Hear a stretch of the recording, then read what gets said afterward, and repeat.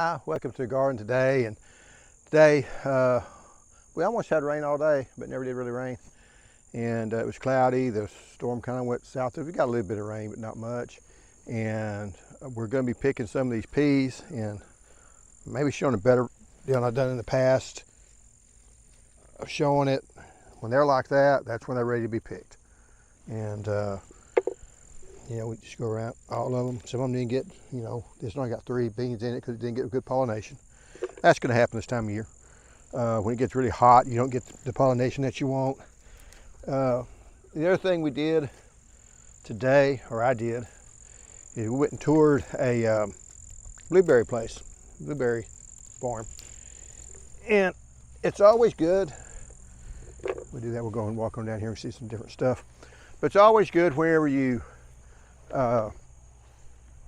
it's always good to go places, you learn things. And I know on the blueberries, one thing I always kind of learned, we were supposed to prune the things back to make them grow better, and I'd kind of forgotten about that. And what I enjoyed about it, there was a really nice couple, and it was a family-run business. The son started the business, and he went off in the Army for a while, and left his mom and dad in charge of it, and his wife later, she kind of became part of it. And then he re-upped in the Army. That kind of freaked him out. But then he got hurt in the military, so then he had to come back. He got discharged. In fact, he got, had a IU, got blew up twice, and he's doing fairly well now. I mean, he gets around. I don't know if he's still disabled, but he's functional. And you would never know that he'd been hurt. Like, it's kind of what I want to say about it. But the good thing about it was when I was there, I could ask some questions. There's about 20 people at the tour, and one of the things I was, asking, intrigued on, was about the different varieties, because now there's a lot more varieties out there. And he was growing almost all of this Southern High Bush. They do have a better flavor than usually the Rabbit Eye, but he didn't think he had any Rabbit Eye, if I recall right. And it was just interesting seeing how they did things. Now, some of the things I can't do. That was one I thought was interesting. There's one variety out, he says, is a deer will defoliate it every time. They'll go that one row and take all the leaves off it, leave all the rest of the blueberries alone. And so they had to put some high fence, and they've tried some other things, trying to keep the deer out, keep the birds out. But whenever you garden, you're always going to be learning things. You're always going to be changing, and sometimes you even forget things and you have to remember. So it's always good to go out, not just do the YouTube videos. That tree's getting really big. Talking about pruning stuff. Gotta get me a ladder. Been saying that for a while, and I finally got to pick up where I can haul the ladder, but I hadn't bought one yet. But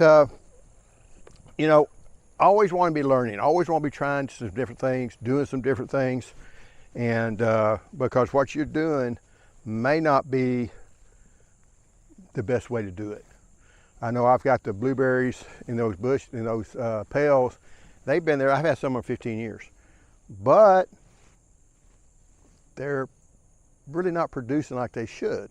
Now, part of it's going to be because of the age. When stuff gets older, they don't produce as well. But part of it was I wasn't pruning them back some. So I'm going to be pruning them back pretty severely and see if that helps to get them back up to growing again.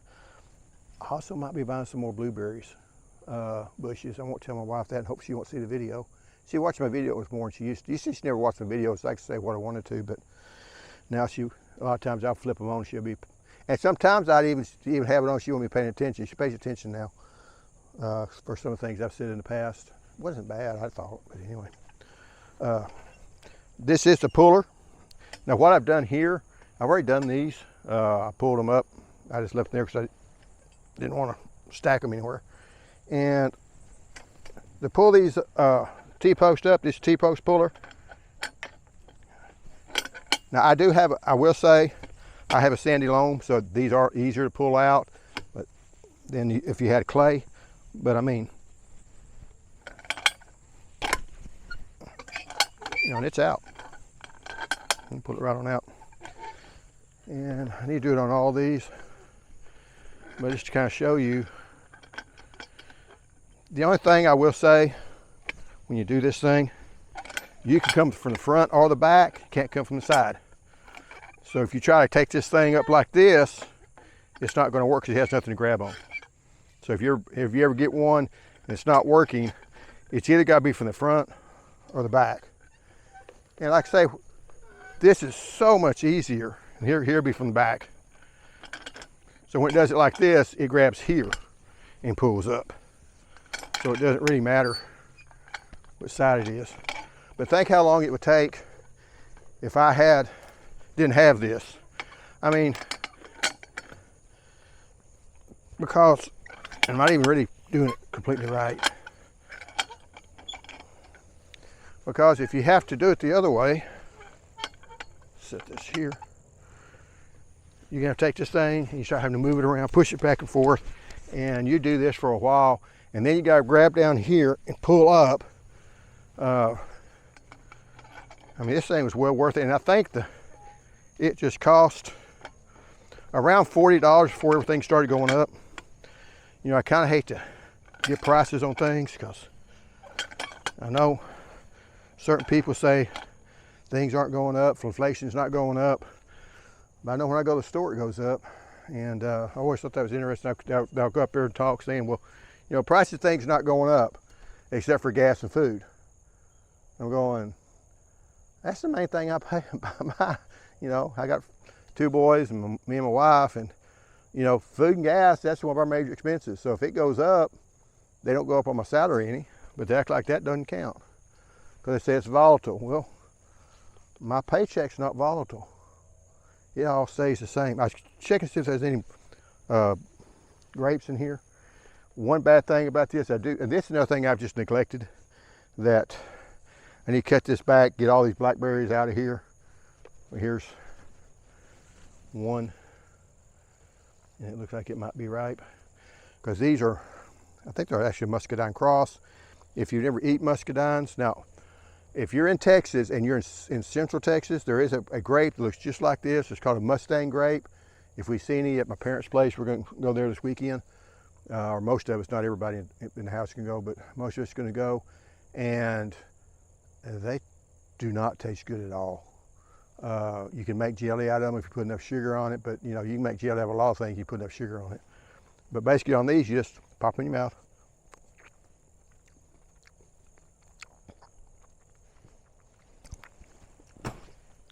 And spit out the skins.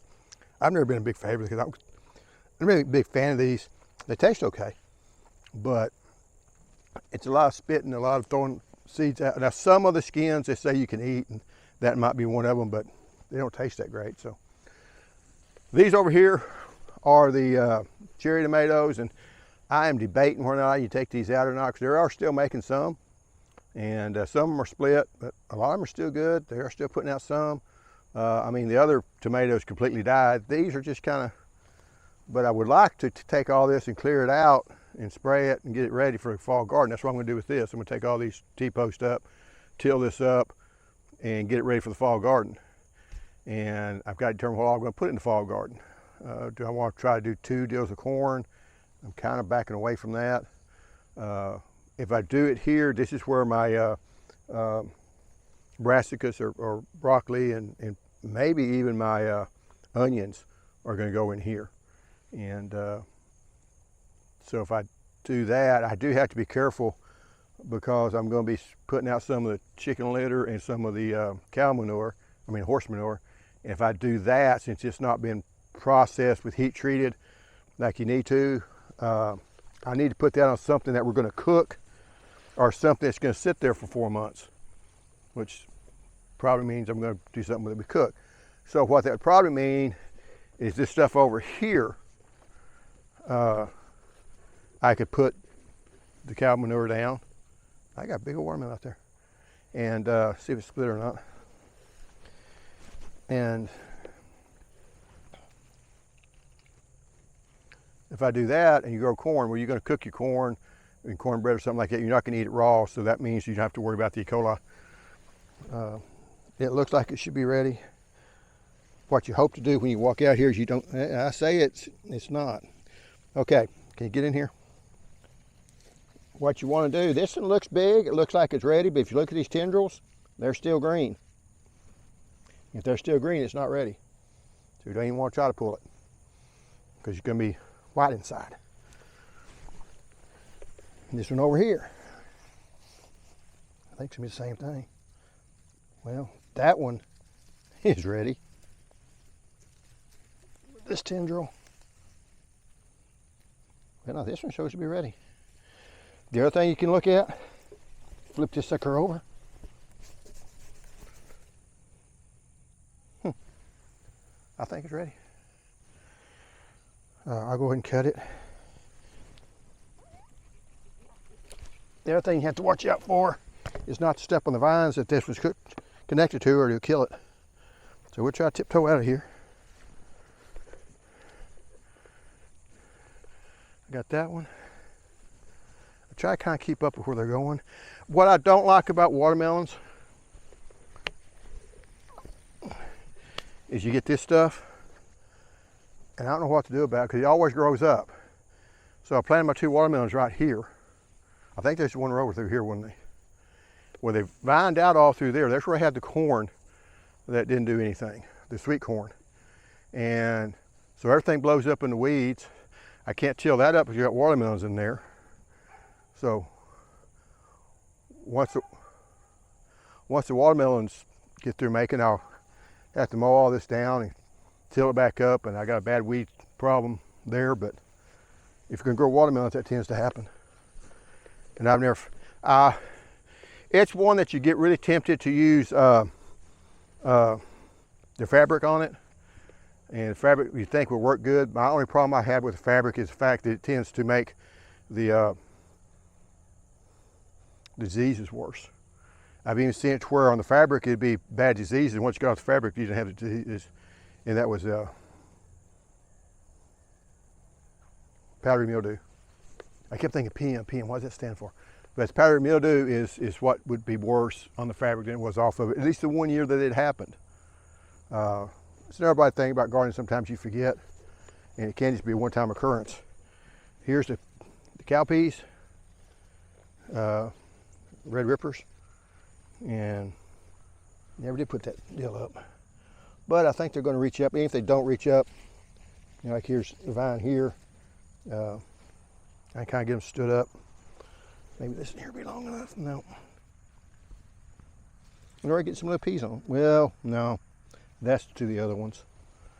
I'm going to kind of look, see if I see any deer tracks. Yeah, he's been back, I think. I don't think that one was there. And I know we walked through here.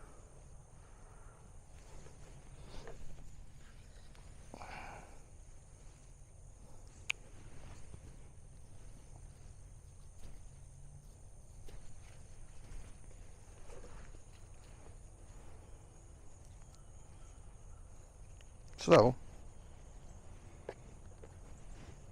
they just ain't gonna keep him out, but it will keep him, it will make him go to where the sensors are. And he won't like that when it makes all those noises, because that sensor's already activated. So we'll just tie this off. And I was going to use this to tie off the, to make the vines grow up and pull it up, and it's gotten old. I did it earlier this year, so it's been out there for a while.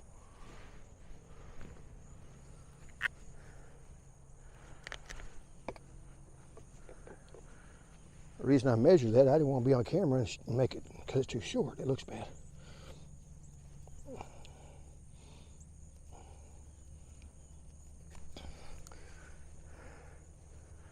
And one more across here, and he won't jump through that.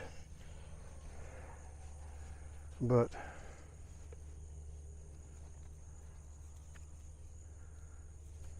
I always used to say that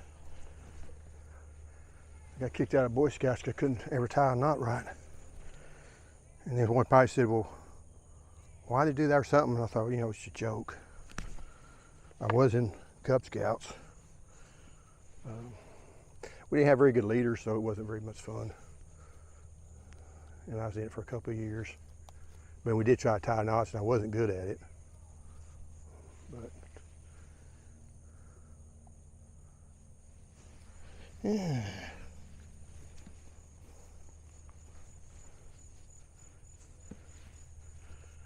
Now,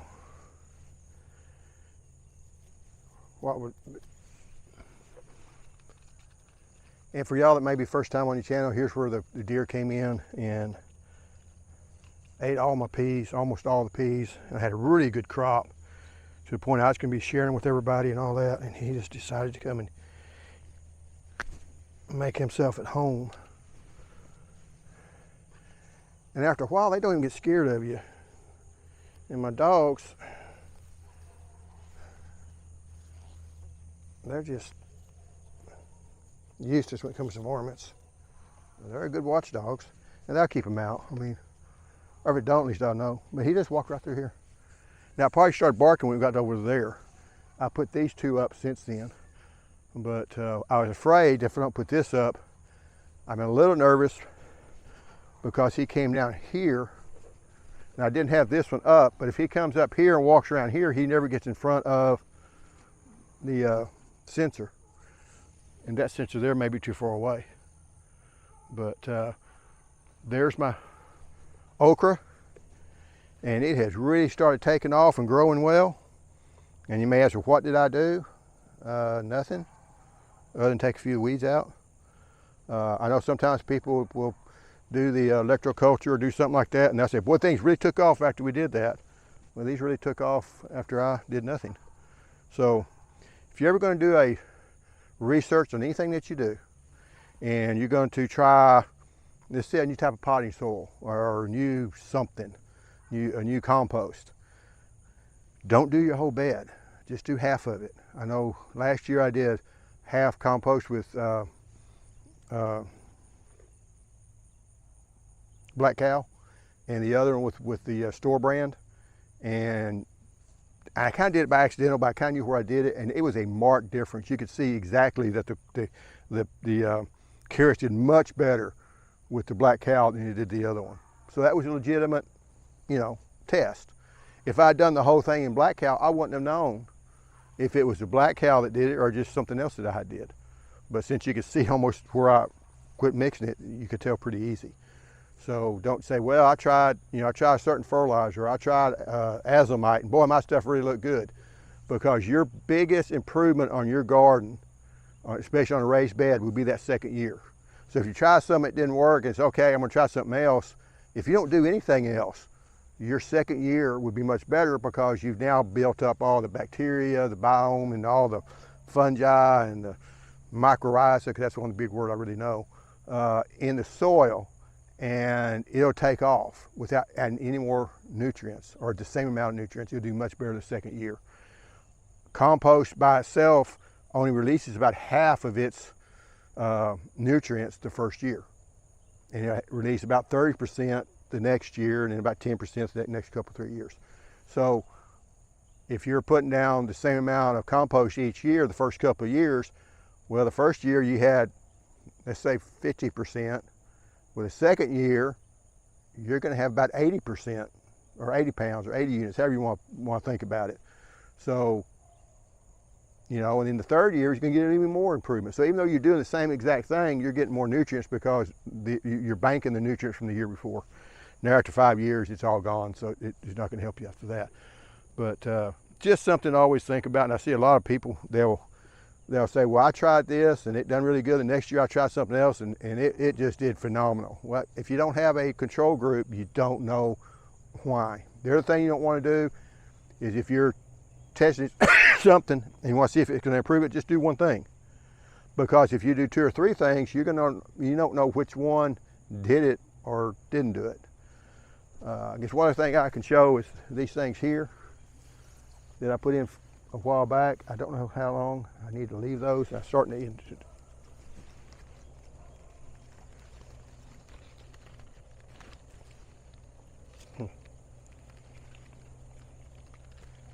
Yeah, I can get it out. Well, I don't like you got a wound here. I think it's kind of where it's cracked, but it did make this branch go. Like I said, I think on a branch like this, it'd be much better. Let's see how this one looks. I got started. you're still having that, but that may not be that much of a problem, but that does make me wonder. But it does make that branch go out like this, and that'll make that produce fruit better. So anyway, we do got the pears, and you want a couple of pears for tonight? Top one inside.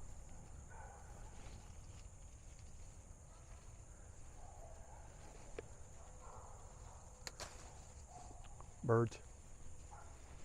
That one down there.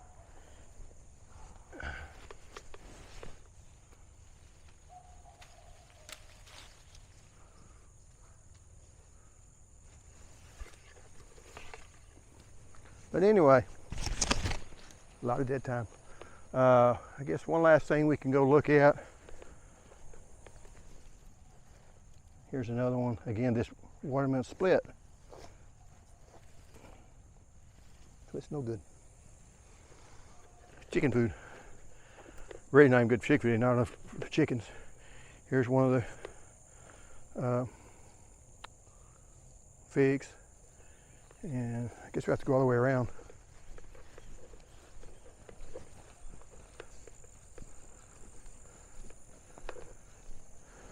And there's the flowers I had. They're still blooming. And then this is the corn. It's still not ready to pull. It's getting close. But when this corn starts falling over, that's when you'll know. And now where they're hitting the ground,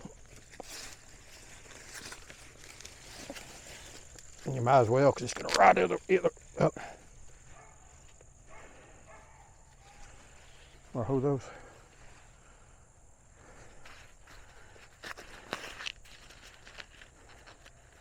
Yeah, that's pretty good. But like I say, if it's sitting on the ground, you know, when you see it, you know it's not dried enough when you push down on it and it gives.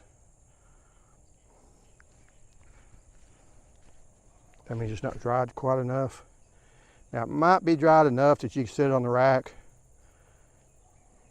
but that's still pretty soft when you pull it apart. So what tends to just shrivels up and it feels mushy. And then, but that's starting to sprout, so that means you kind of got to pull it. You know,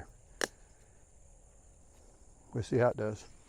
But pull it now anyway.